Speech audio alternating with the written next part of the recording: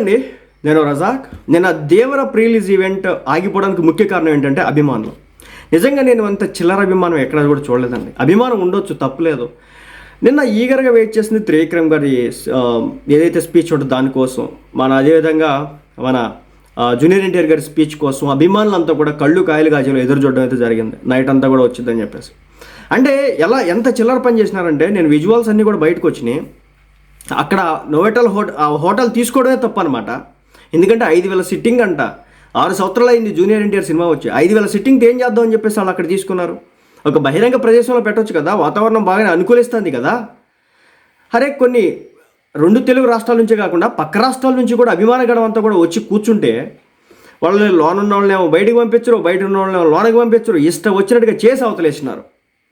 చివరాఖరికి ఎవరు రాకుండానే దాన్ని ముగించి అవతలేసినారు.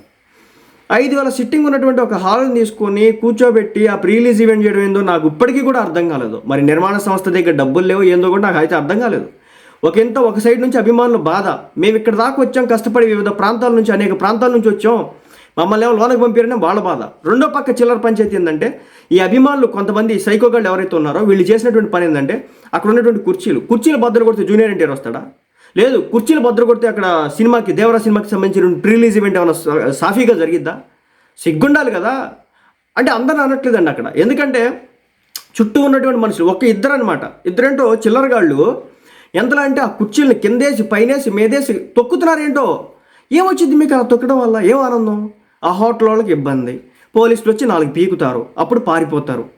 మీ అభిమానం ఉండొచ్చు, ఏంది ఆ మాల్లో ఏదైతే ఉందో దానికి సంబంధించి మొత్తానికి ఆ అద్దాలన్నీ పగలగొట్టడం, కుర్చీలన్నీ పగలగొట్టడం, ఇష్టం వచ్చినట్టు చేయడం. మీ సొంత ఇంట్లో మీ కుర్చీలు పగలగొట్టి ఊరుకుంటారా? నేను మళ్ళీ చెప్తున్నానండి, అభిమానం ఉండొచ్చు, అభిమానం పిచ్చ పరాకాష్ఠకి చేరకూడదు. మరి నాకు జూనియర్ ఎన్టీఆర్ అంటే అభిమానం ఉందంటే ఎస్ ఉంది. అభిమానంగా మనం సినిమా వెళ్ళాం, ప్రీలీజ్కి వెళ్ళాం, జైలు కొట్టినాం, ఎంజాయ్ చేసినాం, అరుచులు అరిచినాం, వేసినాం, వచ్చినాం, అంతే.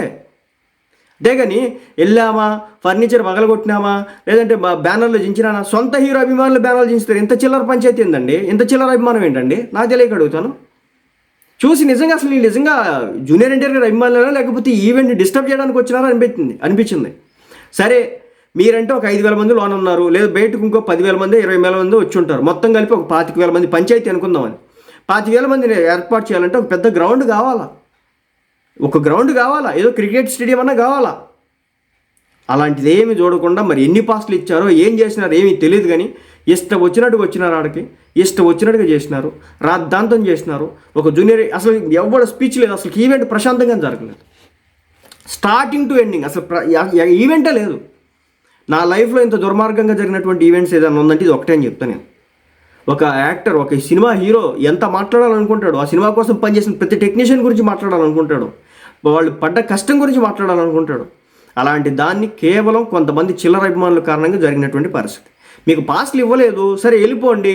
ఫోన్లో చూస్తే జూనియర్ ఎన్టీఆర్ కనిపించడా, లేదా ల్యాప్టాప్లో చూస్తే జూనియర్ ఎన్టీఆర్ కనిపించడా, లేదా టీవీలో చూస్తే జూనియర్ ఎన్టీఆర్ కనిపించడా?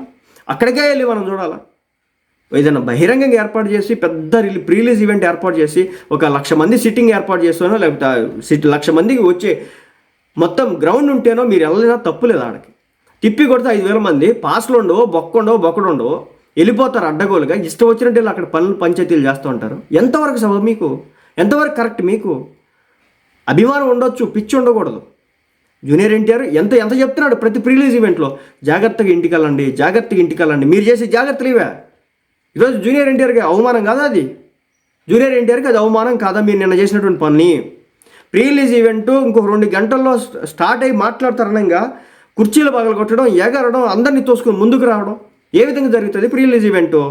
అక్కడికి వచ్చినటువంటి యాక్టర్స్ కావచ్చు, లేదంటే క్యారెక్టర్ ఆర్టిస్టులు కావచ్చు, లేకపోతే సినిమా డైరెక్టర్లు కావచ్చు, ప్రొడ్యూసర్లు కావచ్చు, ఎలా ఉంటారు మీ మధ్యన?